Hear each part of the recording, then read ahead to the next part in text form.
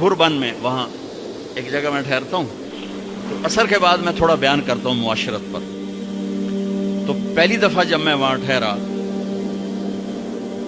8ویں دن امام مسجد کی بیوی آئی ہمارے پاس، میری بیگم کے پاس، کہ جی بیگم صاحب میں نے آپ کا اور مولانا کا شکریہ ادا کرنا ہے کہ آج میری زندگی کا پہلا ہفتہ ہے میرے خامند نے مجھے مارا نہیں، پہلا ہفتہ.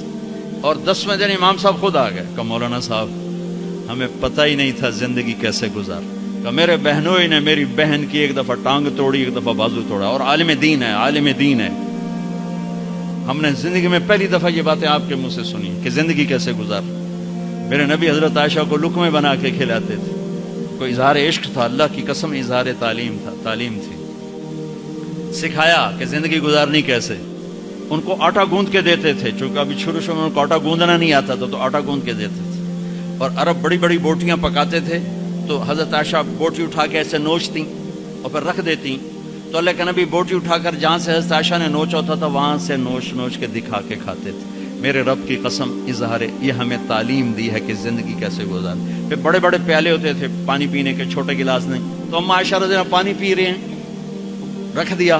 میرے نبی اٹھا کر جہاں حضرت عائشہ کے ہونٹ لگے ہوتے تھے وہاں ہونٹ رکھ کے پانی پیتے تھے. جس ہستی نے اللہ کو آنکھوں سے دیکھ لیا ہو اس کو کسی چیز کی رغبت ہو سکتی ہے؟ جنت بھول جائے گی جب اللہ اپنا دیدار کرائیں گے اور پھر پردہ پوشی فرمائیں گے تو کہیں گے یا اللہ جنت نہیں چاہیے، تو چاہیے، بس تجھے دیکھتے رہیں، بیٹھے رہیں تصور جانا کیے ہوئے از لذت دیدارش. خسرو چتما گفتن سر دادن و جان دادن نادیدہ رخ یارے. ما تزوجت وما زوجت الا بوحی من السماء نزل به جبریل. لوگوں میں نے جہاں شادی کی، میں نے جہاں بیٹی دی، پہلے آسمان سے وحی آئی، پھر میں نے قدم اٹھایا. اللہ کی قسم ہمیں سکھانے کے لیے تھی. ہاں سفر سے واپسی ہو رہی ہے، ٹھیک ہے. آپ نے صحابہ سے کہا چلو بھائی تیز ہو جاؤ. وہ سارے تیز ہو گئے، یہاں تک کے نظروں سے غائب ہو گئے. ٹھیک. تو اب کون رہ گئے؟ اما عائشہ اور میرے نبی. تو اما عائشہ نہیں، میرے نبی نے کہا عائشہ دوڑ لگائیں، دوڑ لگائیں، لگائیں. اللہ اکبر. عائشہ دوڑ لگائیں، کہا جی لگائیں. تو حضرت عائشہ فرماتی میں آگے نکل گئی، لیکن نبی پیچھے رہ. پھر کچھ عرصہ گزر گیا، کئی سال گزر گئے. پھر ایک سفر سے واپسی ہو رہی. آپ نے کہا ہاں بھائی آگے جاؤ. وہ سارے آگے جا گئے، اچھل ہو گئے. آپ نے کہا عائشہ دوڑ لگائیں، کہا جی لگائیں. تو کہا ان دنوں میں موٹی ہو گئی. تبدنت کا لفظ مجھے یاد ہے کہ میں موٹی ہو گئی تھی.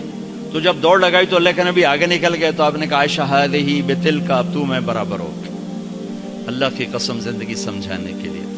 جہاد کا سفر سارا صحابہ کا قافلہ ہے، جنگ کا زمانہ ہے، دشمن چاروں طرف ہے، اور ہم اما عائشہ رضی اللہ عنہ اونٹ پہ بیٹھی اور ہاتھ لگایا تو ہار غائب. آپ نے کہا بھائی عائشہ کا ہار ڈھونڈو. سب ڈھونڈنے میں لگ گئے. شام ہو گئی، سورج چھپ گیا اور ہار نہیں ملا، اور اس کے بعد تلاش بند ہو گئی. اندھیرے میں کہاں ملے گا؟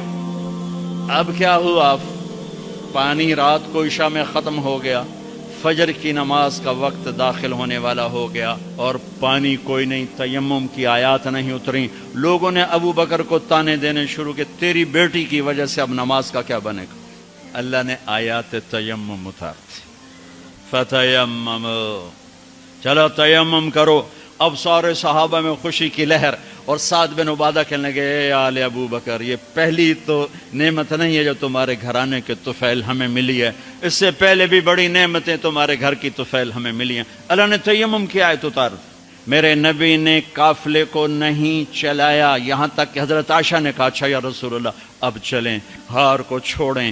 پھر میرے نبی چلے، اور جب اونٹنی کو اٹھایا تو ہار اس کے نیچے پڑا ہوا تھا. وہ سارا باہر ڈھونڈتے رہے، ہار نیچے چلا گیا تھا گر کر. یہ میرے نبی کی زندگی ہے.